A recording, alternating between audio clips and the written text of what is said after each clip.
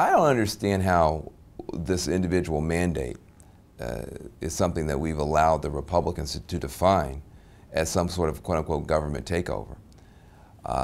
In fact, it's their idea.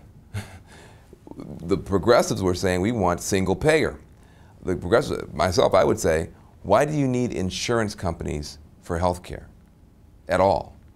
Insurance is what you buy when you don't know if something bad's going to happen. Maybe I'll crash my car. Maybe I won't. I don't know. So I'm going to get car insurance just in case. Everybody's going to get sick and die. So you know every single person is going to need health insurance. That's not something you get private insurance for. That's called a service. So in my view, single payer. The Republicans always said, no, that's too much government.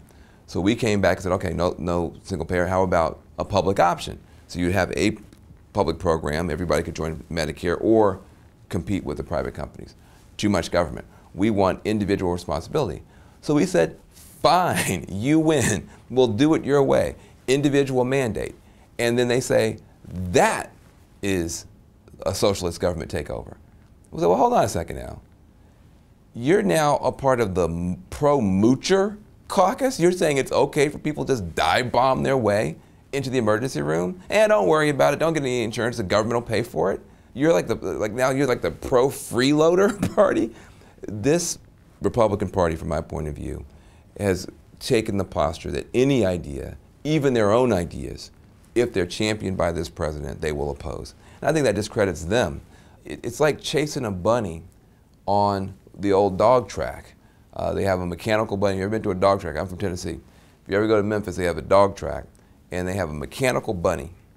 And they open the gates, and the dogs just go and try and chase that mechanical bunny. And I think those dogs probably think someday they're going to catch that bunny. They're never going to catch that bunny because the bunny keeps moving. You're trying to chase the right to try to convince them to agree with you. They will run away from their own ideas if they think a Democrat embraces them. It was a Republican idea to have cap and trade, a market-based, business-friendly solution for carbon and climate problems. That was the Heritage Foundation that came up with cap and trade. We were saying carbon tax. To chase them, we moved to cap and trade, and they moved on to don't do anything. Climate change isn't even real.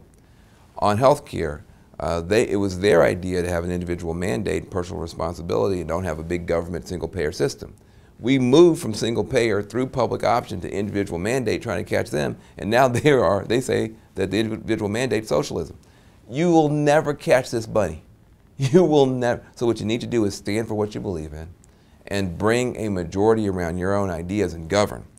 And it's the biggest fallacy on the part of liberals is that that little hound dog running around that track is ever going to catch that bunny, and that we will ever be able to compromise enough to appease the right wing in this country so they will actually govern with us in a responsible way.